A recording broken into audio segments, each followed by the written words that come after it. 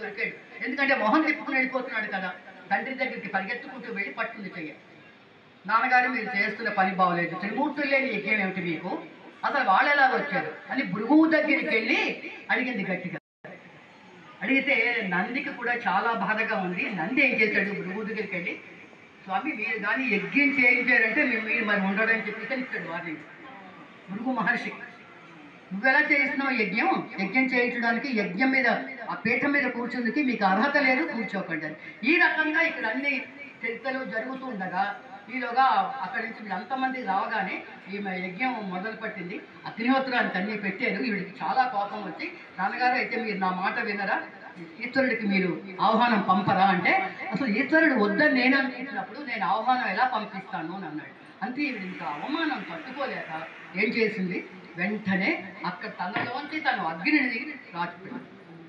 అంటే ఇప్పుడు ఇంటికి వెళితే భర్త అడుగుతాడు పిలవని పేరెంటానికి వెళ్ళకూడదు అని. ఇప్పుడు ఈ ఆడపిల్లల బాధ ఎలా ఉంటుందంటేనండి మధ్య ఇద్దరికి కూడా వీళ్ళు సంధి అయిపోతుంటారు, నిశ్చేదం అయిపోతుంటారు. అక్కడికి వెళితే పరమేశ్వరుడు అడుగుతాడు కదా యజ్ఞం అయిందా, నువ్వు ఎందుకు వెళ్ళావు, నేను పిలవద్దంటే నువ్వు వెళ్ళావని అడుగుతాడు. ఇక్కడ అసలు ఈశ్వరుడే పిలవలేదు. ఈమె చాలా బాధపడుతూ వెళ్ళి తనకి తను అగ్నిని ఆహ్వానం చేసుకుని ఆ అగ్నిలో దూకేసింది.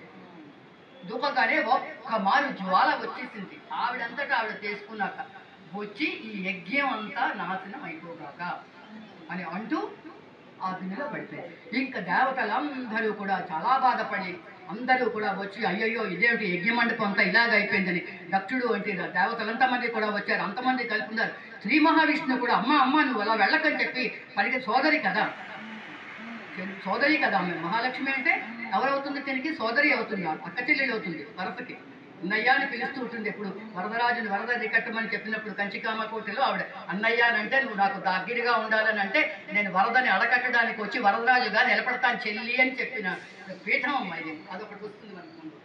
వీళ్ళు వెళ్ళి అమ్మో ఎలాగా ఆహుతి అయిపోయింది అజ్ఞానికి, ఎలాగ చేయాలి, ఇంత అజ్ఞానం ఏంటి ఇక్కడ, అగ్నికి ఆహుతి అయిపోయింది అని పట్టుకునేటప్పుడు ఇంకా ఎంతమంది ఆగినా ఆడకపోయేది. అప్పుడు వీళ్ళంతమంది వచ్చారు. ఎంత ప్రయత్నం చేసినా పూర్తిగా ఆవిడ దహనం అయిపోయింది అక్కడికక్కడ అవగానే ఇంకా అలాగే అవుతుంది. ఈలోగా విష్ణువు కూడా వచ్చి పరిగెత్తుకుంటూ అబ్బా ఆకు అని చెప్పిన అమ్మవారు చెప్పినా వినలేదు. ఈలోగా ఇక్కడ నుంచి ఈ వార్త లీలగా చాలా తొందరగా అక్కడ పరమశివుడికి వెళ్ళింది. సతీదేవి దహనం అయిపోయింది. ఇంకా అతనికి కోపం వచ్చింది. అతని శక్తి అంతా కూడా జడల్లో ఉంటుంది. ఈ బుర్రలో ఉన్నటువంటి జడలన్నీ కూడా ఒక్కొక్క శక్తి అతనికి. అతను ఏం చేశాడు, వెంటనే ఒక పిలక తీసాడు, అంటే ఒక జడ తీసాడు, వెంటనే విసిరాడు. విసిరగానే ఒక పెద్ద భయంకరమైన ఆకారం వచ్చింది. ఆకారం వచ్చేగానే ఇతను ఏమిటి పిలిచాడు, నామకరణం ఇతనే చేశాడు, వీరభద్ర అని పిలిచాడు. అంటే భయంకరమైన రూపంతో వీరభద్రుడు ఆవిర్భవించాడు అక్కడ. తర్వాత ఇంకొక జడ తీసి వేశాడు, అందులోంచి ఆవిర్భవించింది భద్రకాళి. మీ ఇద్దరు వెళ్ళి దక్షుడి యొక్క యజ్ఞాన్ని నాశనం చేసింది. చెప్పాను కదా, అక్కడ మనకి కృష్ణుడు యజ్ఞం చేస్తే గీతా యజ్ఞం అయింది, దక్షుడు యజ్ఞం చేస్తే దక్ష యుద్ధం అయింది. అక్కడ తేడా రెండింటికి కూడా. ఇక్కడ భస్మం చేసేసి అంటుంది. ఈలోగా ఇంకేంటి అక్కడ నుంచి శివలోకాల నుంచి శివగణాలు వచ్చేసారు. వాళ్ళు 64,000 మంది శివగణాలు వాళ్ళు వచ్చేసారు. వచ్చి ఇంకంతమంది కూడా యుద్ధం చేసి అక్కడ ఉన్న వాళ్ళంతమందిని నాశనం చేసేసి చాలా బీభత్సం చేశారు. ఈ భృగు మహర్షి ఆధ్వర్యంలో కదా ఈ యుద్ధం అవుతుంది. ఈ భృగు మహర్షి తాలూకు నంది వెళ్ళి ఆ భృగు మహర్షి యొక్క గడ్డాన్ని పీక తీసి కిందని విసిరిశాడు. భృగు మహర్షి స్పృహ తప్పిపోయి పడిపోయాడు నంది చేసినటువంటి ఆ పనికి. అక్కడ పౌరవస్తులు లేరు, అంటే అక్కడ ఎవరు చెప్పడానికి గురువులు లేరు. వీళ్ళందరూ కలిసి ఆవిర్భావం అయ్యి అయ్యో ఇలా అవుతుందంటే ఇలా శివుడు వచ్చాడు, ఇక రుద్రావతారంతో వచ్చాడు అనమాట. రుద్రుడుగా వచ్చి అక్కడ చూసి నా భార్యకి ఎందుకు మీరు ఇలా చేశారని చెప్పి మొత్తం దక్షుడు తాలూకు ఆ యజ్ఞ ప్రదేశం అంతా దక్షవాటిక అని ఇప్పటికి కూడా ఉంటుంది. దక్షారం పరిసర ప్రాంతాల్లో మన పురాణాల ప్రకారంగా బాగా అది చెప్పారంటే మారుతూ ఉంటాయి, మనకు తెలియదు అనుకోండి, బుక్కులో చెప్పించారు. వీళ్ళందరూ కూడా అక్కడ ఆధారం పెట్టి నిలబడిపోయారు. వాళ్ళందరూ ఏంటి చేస్తాం, ఇంత ఇలాంటి ఘోరం జరిగిందని స్త్రీలంతమంది కూడా రోధిస్తున్నారు. ఇలాగ చేస్తూ ఉండగానే ఆ యుద్ధంలో వీళ్ళు వెళ్ళి దక్షుడి యొక్క శిరస్సుని నరికించారు. దక్షుడే మరణించాడు.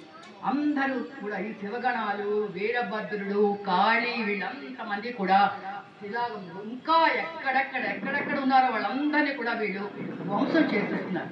అలాంటప్పుడు పరమశివుడు అతి కోపంతో వచ్చి వీళ్ళంతమందిని చూసి అయ్యో ఇంతలాగా అవుతోంది అని కూడా చూడకుండా వృద్ధుడుగా ఎర్రని కళ్ళతోటి ఆ జడలన్నీ ఇప్పి ఒక వీరవిహారం చేస్తున్నప్పుడు ఈ తాలూకు విష్ణువు చూశాడు. విష్ణువు చూసి అయ్యో ఈ పరమశివుడికి ఇప్పుడు ఈ సతీదేవిని మనం బాగా దూరంగా తీసుకెళ్ళి, అంటే ఎక్కడైతే ఆమె దహనమైందో అక్కడికి కొంచెం దూరంగా తీసుకెళ్తే కానీ ఆయనలో కోపం తగ్గదు, అతను అతన్ని అందరూ మనం స్తోత్రాలు చేద్దాం అని వీళ్ళందరూ కూడా వెళ్ళి అక్కడ స్తోత్రాలన్నీ కూడా చేసి ఆ వీరభద్రుడు ఈ తాలూకు ఈ వీరభద్రుడు తర్వాత కాళీ అందరూ కలిపి అక్కడ ఉండి యుద్ధం చేసి చనిపోయిన వాళ్ళందరికీ కూడా గుట్టలు పెడి తీసిస్తే అక్కడ ఎంతో దీనిగా చేసుకుంటున్నారు. అమ్మో ఇంతలా ఉంది అని చెప్పగానే వెంటనే శ్రీ మహావిష్ణువు ఏం చేశాడు, తన సుదర్శనాన్ని తీశాడు. సుదర్శనాన్ని తీసి ఇప్పుడు కానీ ఈశ్వరుడిని ఈ యజ్ఞవాటిక నుంచి దూరంగా పంపించి అమ్మవారి తాలూకు ఈ శేష భస్మం అది ఉంది కదా, ఇదంతా ఆమె యొక్క శరీర భాగాలన్నీ వేరు చేయాలి. లేకపోతే కానీ ఇతని తాలూకు కోపం ఇలాగా ఇంకా పెరిగిపోయా జ్ఞానం అయిపోతుంది, ఇంకా ప్రపంచమే కళ్ళకిందులు అయిపోతుంది, మనం ఏమిటి చేస్తాము అని వీళ్ళందరూ పరిగెత్తుకుని వెళ్ళేటప్పుడు విష్ణుమూర్తి తీసి అతని చక్రాన్ని విసిరేశాడు, సుదర్శన చక్రాన్ని విసిరాడు. ఈ సుదర్శన చక్రం తిన్నగా వెళ్ళి ఆ అమ్మవారి యొక్క శరీరాన్ని ఖండాలుగా చేశాడు. ఎన్ని ఖండాలు అయిందంటే అన్ని ఖండాలు అయ్యాయి. ఆ ఖండాలన్నింటిలోని ఆ ఖండాలన్నీ అయిపోయి ఎక్కడికక్కడ చల్లాచెల్లిపోయి ఎక్కడెక్కడ మొత్తం ప్రపంచంలో అన్ని ప్రాంతాల్లోనే పడిపోయి ఒక్కొక్క శరీరాంగము ఒక్కొక్క శక్తిపీఠంగా వెళ్తుంది. ఇప్పుడు శక్తిపీఠం మనకు ఎందుకు వచ్చింది అంటే అమ్మ అన్ని భాగాల్లోని జై మాతాజీ ఒక్కసారి అన్నదమ్మా ఈ మాత దీనిలోంచి అనేక రకాలైనటువంటి ఈ శరీర అంగాలన్నీ కూడా, అంటే చెవులు పడిన తర్వాత శిరస్సు ఖండం పడిన చేతులు కూడా 2 భాగాలు, తర్వాత వేళ్ళు, గోళ్ళు, తల వెంట్రుకలు, ఇలాగా ఎన్ని పడ్డాదో ప్రతి తల వెంట్రుక ఒక్కొక్క శక్తిపీఠం అయింది. ప్రతిదీ అలాగా ఆమె శరీర అవయవాలన్నీ కూడా శక్తిపీఠాలుగా వెళ్ళినప్పుడు వీళ్ళు చూశారు. అప్పుడు తర్వాత మళ్ళీ అంటే ఇప్పుడు మనకు శక్తిపీఠాలు ఎలా ఆవిర్భవించామో చెప్పుకున్నాం కాబట్టి ఈ తాలూకు అవయవాలన్నీ ఒక్కొక్క పీఠంగా పెట్టినప్పుడు ఇస్తే వీటికి మనం ఒక్కొక్క భాగం అక్కడ పడ్డాది ఇక్కడ పడ్డాది అని చెప్పి మనకి పురాణాల్లో వచ్చిన మనకి ప్రమాణం మాత్రం లేదు. కొంతమంది చెయ్యి పడ్డాది అంటారు, కొందరు వేలు పడ్డాది అంటారు, కొంతమంది కంఠం పడ్డాది అంటారు, ఇలా రకరకాలుగా పడుతుంటారు. కానీ మనకి అమ్మవారు కంచి కామకోటి అమ్మవారు అలా కొన్ని తాలూకువి మన గురువు గారైనటువంటి శంకరాచార్యులు వారు చూసి ఇక్కడ నేను అడుగు పెట్టగానే కంచిలో నాకు శరీరంలో ఒక రకమైన ఇదొకటి, శృంఖలాదేవి ఒకటి, ఇలాంటి కొన్ని ప్రాంతాలు, అలాగే సరస్వతి, కాశ్మీరేతు సరస్వతి, అలాంటి జాగాల్లో మాత్రం ఇక్కడ పడిన అంగాలు నేను చెప్తానని మన గురువు గారు శంకరాచార్యులు వారు చెప్పబట్టి కొన్ని తెలుసు. కానీ మిగతా అందరూ అంటారు శక్తిపీఠం అంటే అది శక్తిపీఠం అంటారు, ఉపపీఠాలు ఇవన్నీ కూడా. ఇంకా ఇవే కాకుండా అమ్మవారు అనేక రకాలైనటువంటి గ్రామదేవతలుగా వెళ్తుంది. కొన్ని లక్షలు ఉన్నాయి. ఒక్కొక్క ప్రాంతంలో ఒక్కొక్క పుణ్యగాథలు ఉన్నాయి ఈమెకి. ఇలాగ అన్ని రకాలతోటి ఈమె వెలిసిందనమాట.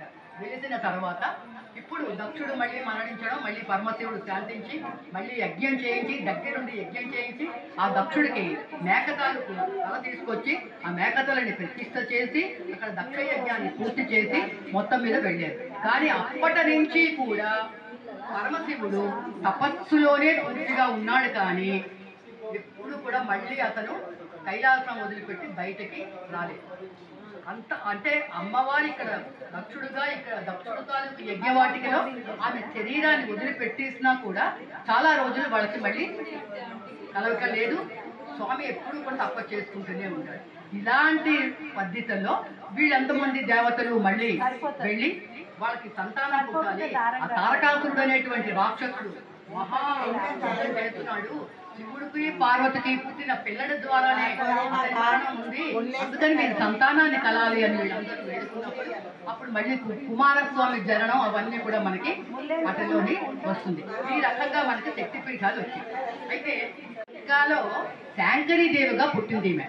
అయితే ఇప్పుడు లేదండి, ఇప్పుడు వీళ్ళందరూ ఇక్కడ అన్నీ పెట్టి మనకి అదేమో అక్కడ అన్నీ కూడా అంటున్నారు నీకోసం, వాళ్ళందరికీ కూడా నీ దర్శనం కావాలమ్మా, అమ్మ రా అంటే వచ్చి దర్శనం ఇస్తున్నారు. వాళ్ళందరి దర్శనానికి కూడా కావాలి కాబట్టి నువ్వు తప్పకుండా రా, వచ్చి వాళ్ళందరినీ కూడా నువ్వు చూసిన తర్వాత అప్పుడు మనం ఆలోచిద్దాం. ముందు నువ్వు వెళ్ళంటే అప్పుడు నేను వెళ్ళను. సరే ఏం చేశాడు, భద్రకాళిని సృష్టించాడు కదా, భద్రకాళి నుంచి పంపించాడు వెళ్ళమ్మా. అందరూ చూస్తూ అదేంటి అక్కడ వెనక్కి తిరిగి చూస్తే పార్వతి కనబడుతుంది, వీళ్ళందరూ చూస్తే ఆవిడని తీసుకెళ్తున్నావేంటి, భద్రకాళిని తీసుకెళ్తున్నావేంటి, నీకేమైనా మత్తుందా అని. వాళ్ళందరూ లేదు నాతో వస్తున్నది పార్వతీదేవి అన్నాడు. ఇలా ఒక్కొక్కళ్ళు అన్న తర్వాత ఆఖరి వరకు వెళ్ళేసుకెళ్ళ లంక ప్రాంగణంలో అడుగు పెడుతున్నప్పుడు విభీషణుడు చూసి అన్నయ్య ఏమేం చేస్తున్నావు ఏంటి మన లంకకి అన్నాడు. అప్పుడు సందేహం వచ్చింది, ఇంతమంది ఇలా అన్నారు, గొల్ల పిల్లవాడు కథ అంటారే అలాగా. అందరికీ కూడా బాగా భయపడి తిరిగి వచ్చిన తర్వాత ఎందుకు ఇలాగ వచ్చేవనంటే అదేమిటి భద్రకాళిగా నువ్వు వచ్చేవు అని చూడగానే అప్పుడు పార్వతీదేవిగా కనిపించింది. అంటే మార్పు వచ్చింది. అప్పుడు అమ్మని సోదరం చేసాడు. అక్కడి నుంచి ఎందుకంటే ఆ భూమి అంతా కూడా లంక ఉన్న భూమి, రాక్షసుల భూమి, ఎక్కడ ఎవరు ఉంటే అక్కడ అదే వాక్ వస్తుంది మనకి, అదే వస్తుందన్నమాట వాక్. అదే రామాయణంలో కూడా దండకార్యంలో అడుగు పెట్టగానే లక్ష్మణుడు అన్నట్టు రాముడితో, అన్నయ్య ఈ బట్టలు ఈ చీరలు ఇవన్నీ నేను దశరథుడు చెప్పాడు, అన్ని బట్టలు పట్టుకెళ్ళి లెక్క పెట్టి రోజుకు 3 చీరలు తప్పున 12 సంవత్సరాలకి ఎన్ని చీరలు ఉంటాయో అంత మూట ఇచ్చి పంపించంటే లక్ష్మణుడు మోస్తున్నాడు బాణాలతో. ఎందుకు అని అంటే అవును ఆమె ఎందుకు వెళ్ళాలి పట్టుకెళ్ళాలి, అక్కడ రాగానే నేనెందుకు మోయాలి మూట అన్నాడు. అంటే చూసారా ఆ భూమి తాలూకు ప్రభావం. నువ్వు వెళ్తున్నావు ఎందుకు ఇలాగా అనగానే వాడు అంతమంది కలిసి అమ్మ వస్తుంది అని చెప్పి వచ్చి అగ్రపాదాలతో పెట్టిన తర్వాత అప్పుడు దీని మనస్సు మారి వెంటనే అన్నాడు, మీరు అయితే మీరు మనస్సు మారిన తర్వాత మీరు ఏమిటి చేస్తారు అంటే మీరు అంతమంది కూడా వనదేవతగా మేము ఆరాధిస్తాము ఇవన్నీ అంటే నా రమణ నువ్వు ఉండాలి ఇక్కడ అని చెప్పి అంటే వెంటనే రావణాసురుడుతో వేడుకుంటే అంటాడు, నువ్వు గౌరవ మర్యాదలు నాకు ఇస్తున్న నాళ్ళు, నా చెప్పు చేతల్లో ఉన్ననాళ్ళు ఈ ఋషుల కోరిక మీదట నేను ఇక్కడ ఉంటాను, కానీ నాకు ఎప్పుడైతే అవమానం జరిగిందో ఒక్కసారి 1 నిమిషం కూడా నేను ఇక్కడ ఉండను అని చెప్పించాలి. సరే అన్నారు. వీళ్ళందరూ ఆరాధిస్తున్నారు. రోజు రావణాసురుడు మండోదరి సమేతంగా వచ్చి అమ్మని ఆరాధిస్తున్నాడు వనదేవతగా, అంతా బాగుంది.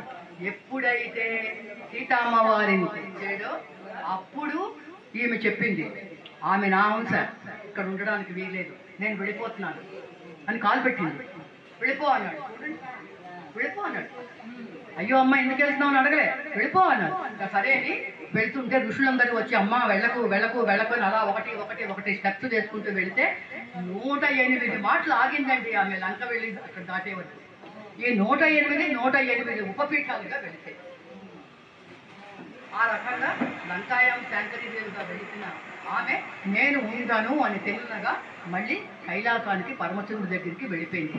అందుకని చెప్పి ఇక్కడ ఉన్నది ఇంకా రాబోయేటువంటి మన తాలూకు ఈ వీటిల్లో అంతా కూడా దహనం అయిపోయి సముద్రంలో మునిగిపోయింది లంక. మనకి మొదటి లంకాయం శాంకరీదేవిలో మొదటి శక్తిపీఠాన్ని మనం చెప్పుకున్నాము. రేపు మనం 2వ శక్తిపీఠం, మరి ఇదే టైంకి వచ్చేస్తే స్టార్ట్ చేద్దాం లేట్ అవ్వకుండా. లంకాయం శాంకరీదేవి రేపటిది కామాక్షి కంచికాపురి. ఒక మాట లోపల చెప్పేసుకుందాం. లంకాయాं శాంకరీదేవి కామాక్షి కంచికాపురి ప్రజుమ్నే శృంఖలాదేవి చాముండే క్రౌంచపట్టణే అలంపురి జోగులాంబ శ్రీశైలే భ్రమరాంబిక కొల్హాపురి మహాలక్ష్మి మాహుర్తే ఏకవీరిక ఉజ్జయిన్యా మహాకాళీ పీఠికాయాం పురుహూతిక ఓంఝాణం గిరిజాదేవి మాణిక్య దక్షవాటిక హరిక్షేత్రే కామరూపే ప్రయాగే మాధవేశ్వరి జ్వాలాయాం వైష్ణవీదేవి గయా మాంగళ్య గౌరిక వారణాసం విశాలాక్షి కాశ్మీరే తు సరస్వతి అష్టాదశ శక్తిపీఠాని యోగినామపి దుర్లభం సాయంకాలం పఠే నిత్యం సర్వశత్రు వినాశనం జయావహం జపే నిత్యం. జై మాతా.